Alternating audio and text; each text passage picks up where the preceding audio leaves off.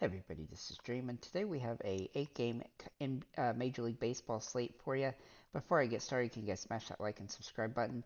I will also break down the 2-game earlier slate that's at 1:45 at the end of the video, so do keep in mind for that. So with that said, let's get into the slate here. So we have a interesting slate pitching wise, as it's kind of rough to be honest. Like the expensive pitchers have the most upside, but they are in great situations. Kelly's in the best situation of all the pitchers, but we'll start with George Kirby here. Now, he is the most expensive option on the slate. He's also got the best earned run expected situation here. He was pretty solid last season with 335, 13, and 10 through the season. He also averaged 21 fantasy points a game against Boston. The concern here is Boston does have some good bats, and so they are going to be able to have the opportunity to hit him. I do think he's a viable option, and I do think you're going to have to pay up for at least one guy, but and he's definitely one of the top two when it comes to that. The other one is Merrill Kelly. Now he's for the Diamondbacks. The Diamondbacks absolutely crunched the Rockies yes or today or last night. So I expect that to be similar again, and I think Kelly has a lot of opportunity here to have a solid game. He's also been extremely good against Colorado in the past. In fact, in the 3 games he played last year against them, he averaged almost 30 fantasy points a game, and even 2 of those games were on the road at Colorado. So, which is somewhat difficult to do there. So, and this game does have a high total, but it's a pretty solid situation there overall. Then we're going to get into a couple more value-like plays. We're going to look at Nick Pivetta here for Boston. Now, he does have a tough matchup with Seattle, but he's very contrarian. We do need a couple value guys to roster here, so he draws some potential, but there's just not a lot there. He does have a decent strikeout rate, not a great one, and he did okay against Seattle last season. Well, he had one good game and one kind of bad one. So I think he's a good option on the slate just because there's not much else, but he definitely carries a lot of risk. Another guy I do like is Logan Allen for Cleveland. Now he's got a favorable matchup against Oakland. He doesn't need to have a crazy game in order to pay off here. He's not a huge, uh, he's been pretty good in the past with a decent amount of strikeouts, but not a ton necessarily. And he could have a low strikeout game, but I do think he's in a good spot here, and I think he's probably the best value play on this one. Um, there's just not much else, fantasy wise, when it comes to getting not too many earned runs and enough strikeouts to be beneficial against kind of average teams. The other one other guy that does have some potential is Joe Musgrove, but he's just overpriced today, so he's somewhat hard to roster. Um, that's pretty much what I have for the pitchers. So when we're looking at this slate, though, we do have a few games that are going to be a little bit colder, and that's basically the last 4 games on the slate, or 5 games. Yeah, the last 4 games on the slate, which are Cleveland, Oakland, Boston, Seattle, San Francisco, San Diego, and St. Louis and the LA Dodgers. Those 4 games do have colder temperatures in the 50s, whereas the earlier games on the slate have in the 70s. So that is something to be concerned a little bit about on those late games. I should also mention the Cleveland Oakland game has a weather threat, pretty consistent weather threat here, so it could be in danger. I'm not quite sure yet at this point, but you do want to keep an eye on that because Cleveland does have a lot of players that we do like on the slate. Let's go ahead and get into the players we like, and so we'll start with our catchers. Um, so for Cleveland, in fact, Naylor is going to be one of the top options here. He's a little bit expensive, but he's been solid in the past, and he has some good metrics for this game. He's not got, or he has as much upside as anybody on the slate at this position, so he's definitely worth a look. He faces one of the worst pitchers too, and that definitely gives him some upside. Then we're going to look at Fry for Cleveland. He also draws some nice upside today, and he's a good contrarian option off of Naylor. In fact, he's literally $2,000 cheaper, and he had a really solid game in his first one. So I look this season, so I look for him to have some more good games here. I think he's a good upside play, and he's just dirt cheap, so he helps you pay up for other options. And then Contreras for St. Louis is a very interesting play today. Uh, he does have some home run upside, though it's just generally a solid matchup, and he's got a high total. Though the Dodgers have a much higher total than the Cardinals do, he's a very viable alternative to Naylor at about the same price if you want to do that as a contrarian play. You can also consider Langerlays as a good option for like a home run or bust type play. Moving at first base here, we are going to first look at Naylor for Cleveland. He draws some really good metrics for this game. He has home run upside, and he also hits the ball pretty well. He's been solid against Oakland last year. In 5 games, he had 2 home runs, only a few strikeouts as well. So he's a guy that I really like a lot at this position, and he's not overpriced like some of the other guys are. So he's definitely worth a good look here. Looking at Flores, he can play first or third base, but he definitely fits better here at first for this particular slate. San Francisco is going to be in a rough situation, but I do think he has some viability today. And he's just a good alternative to go from Naylor to him, as uh, while there is a lot of other options at first base, he's just one of the safer ones. Looking at the other options here, you can also consider the Dodgers first baseman, Freddie Freeman and Ohtani, Jose Abreu, Christian Walker, Ryan Noda as a home run or boom or bust play. So there's definitely some really good options at first base, but I don't think we need to overthink it too much. And I don't think we need to go to the Dodgers necessarily in order to get a lot of points that way, but I think that's definitely one way you could go. Looking at second base, we do have Mookie Betts first. Now, he obviously is super expensive, but he does have that potential for home runs, and he played very well yesterday. I look for him to continue that today, uh, especially against weak pitching. And the only concern there really is the weather, so we do want to keep an eye on that. But uh, you know, I do think you could go cheaper at second base than this. You don't necessarily need to do that. There's plenty of second basemen that look really solid today, but he's definitely somebody that looks as like one of the best options on the slate. So from that position at the very least.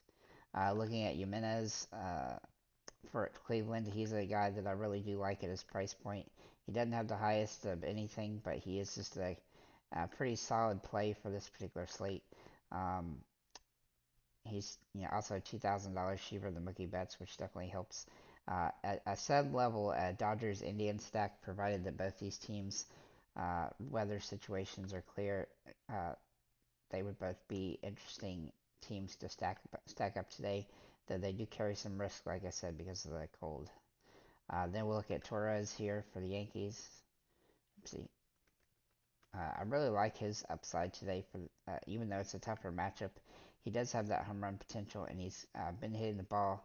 Last season against Houston, he averaged almost 16 fantasy points a game and had 3 home runs. I think he's got a lot of potential to continue that, and this is a great situation for a multi-hit game from him. Brandon Donovan is interesting for St. Louis, so it's not a terrible matchup. He hasn't had the home runs that we want, but he definitely has some nice upside here, and he's a pretty safe play on the slate with the price point being pretty average. You could also consider Brandon Lowe at this position, as he does have home run or bust mentality, and and Gorman for St. Louis as well. Looking at our third baseman, uh, we do like Jose Ramirez. Obviously, he's going to be super expensive throughout the season, and he definitely looks like he's going to have a lot of upside here. Uh, that said, he is going to be hard to roster because of the price, and I think there's a couple more value plays at this position that we can utilize that is a little bit safer. William Flores is a guy that can also play first base that I mentioned.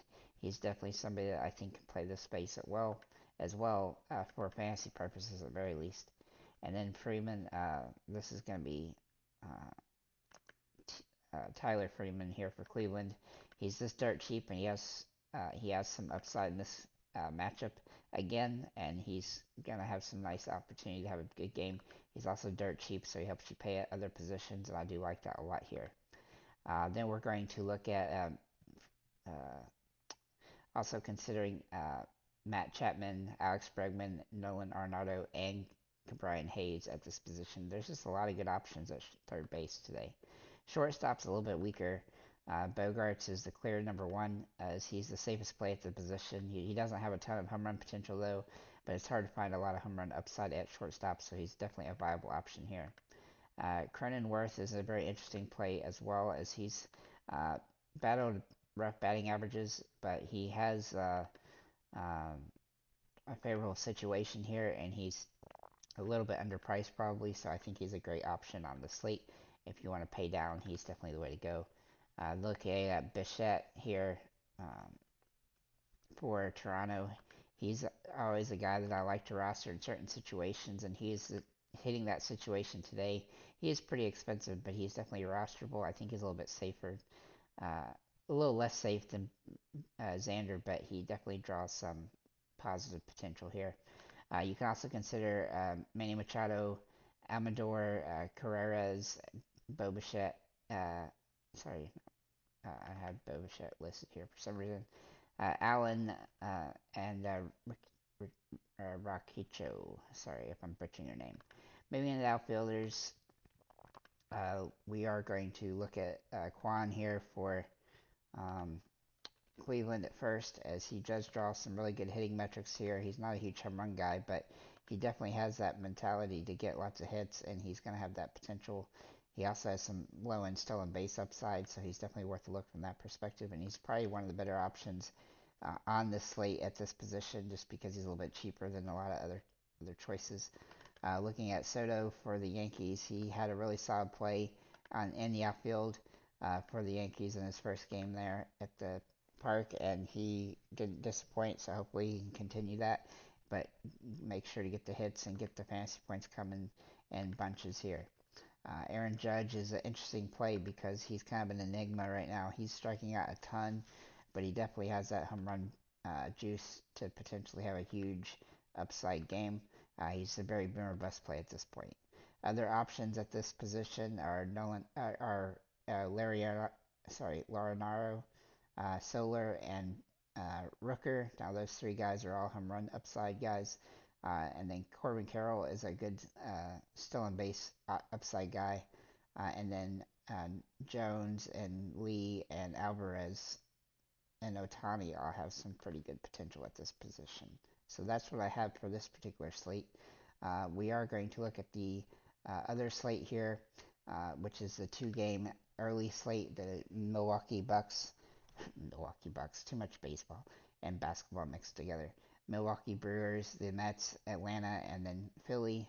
From this particular slate, the pitching is really going to come down to the top three guys, as Quintana is not a good pitcher, and he's got the worst metrics for this particular slate as well. Uh, Wheeler does have some rough around the edges days, and he's facing the Braves, which is definitely a dangerous offense. Granted, all four of these teams have pretty decent offenses for the slate. It looks like. I do expect this to be a pretty decent scoring game, so it's definitely something that's going to be interesting. With that said, excuse me. With that said, I think that you could kind of mix and match these guys and come up with different lineups because there's some viable options on each team for a lot of different positions. So, looking at our catchers here, we will start with Contreras from Milwaukee. Now he doesn't have the home run boost upside that sorry, he does have the home run boost upside on the slate, and with this being such a limited slate, it's really hard to find too much here. But he is probably my favorite play for catcher out of Milwaukee. But the other option would be Gary Sanchez, his teammate. I think he might end up drawing a start too. He's also cheap. Now he's kind of a boomer bust play, home run or not, but the home run start's good, but the overall metrics are better for Contreras. You could also consider whoever starts for the Braves at the catcher position, but it could be two guys because they sometimes put Arnaud, I say Travis or Sean Murphy. So either one of those guys do have some utility here. Looking at first base, Matt Olson is a clear-cut guy.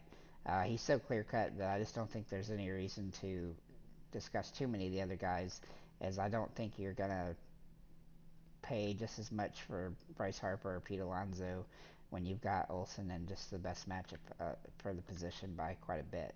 He's got all the metrics in his favor, and he's got all the uh, S, uh, expected projections just overwhelmingly better than all the other guys at the position. Looking at second base here, we get some more Braves, which I do like the Braves a lot on the slate. But Ozzy Albies is a great option on this one. He has drawn some. Uh, he had a really good season last year where he had 33 home runs. If he can continue to hit the ball like that, he's going to be a great play on throughout the season. And he's a little bit cheaper than some of the other options on the team, so he definitely draws some utility there. Stott for Philly is a very interesting play. He does have a tough matchup here against Strider, but he actually has hit the ball pretty well in the past. He's probably a little bit under the radar here, so he's nice and cheap and has some good upside. You can also consider Clemens at this position, second base as well. At third base, Austin Riley is going to be the clear-cut guy here.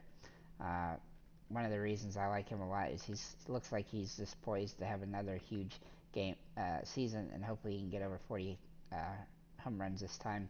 He looks like a really solid play.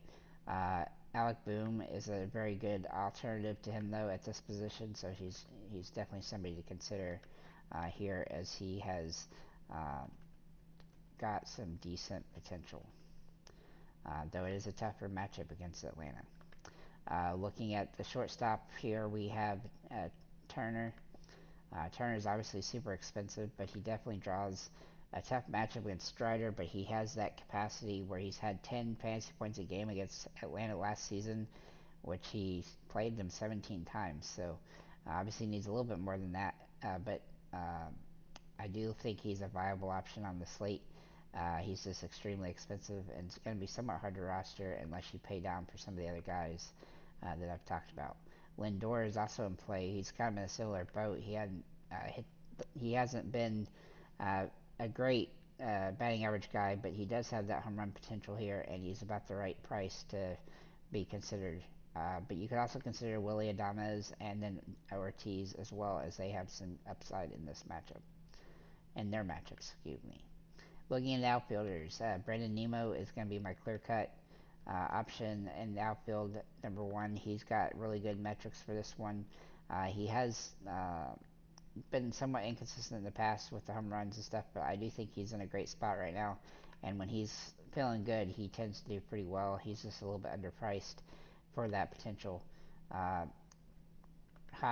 Hoskins for the Brewers is also in play today, as he has a pretty good potential here, but his strikeout rate's a little bit higher than I'd like, and this is a little bit riskier than stacking up the Mets or something like that, which you can definitely do here in the outfield.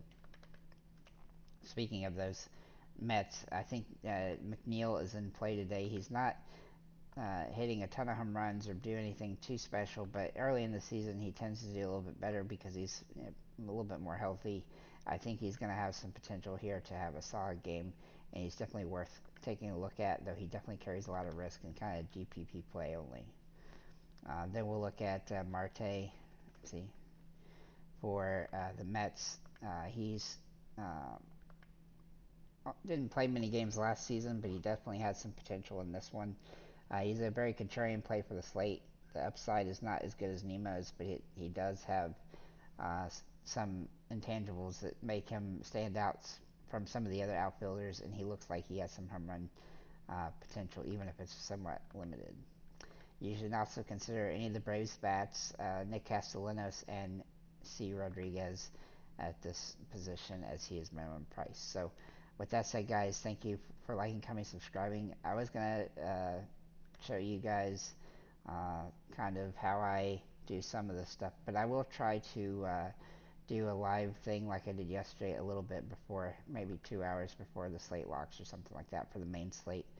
But I will show you that yesterday I had a massively good lineup that I ended up getting 165 fantasy points and winning a couple dime times and placing very solid. I wish I had put it in more things, but I try to make a few different lineups each day at the very least, and so we had a big day yesterday, won $105 on that particular lineup. I think I put in a total of like $2 in bets on that one, so a very good day overall, and in fact I cashed on a lot of the things in general throughout the day, especially at the late slate. So uh, again, thank you guys for liking, commenting, subscribing. If you have any comments or questions, feel free to leave them below, and have a nice day, guys.